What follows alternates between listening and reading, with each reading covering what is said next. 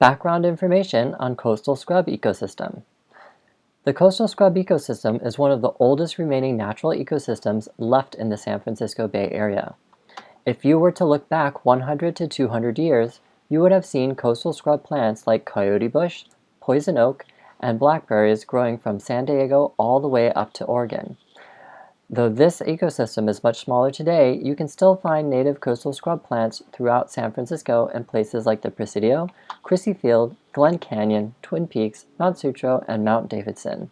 You can also find animals such as coyotes, lizards, and ground squirrels in these same areas. Common coastal scrub organisms: Stevens kangaroo rat, blue-gray gnatcatcher, and purple sage.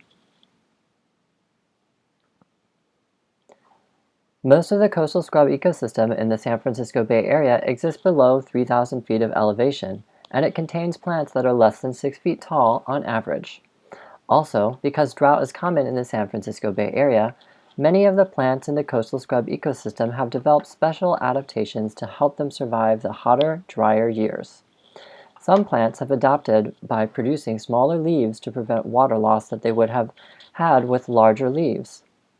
Others produce lighter colored leaves to reflect more sunlight.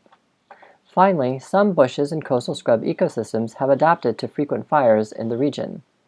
These bushes produce seeds that fall to the ground and remain dormant until they are exposed to the heat of a fire, at which point they begin to grow.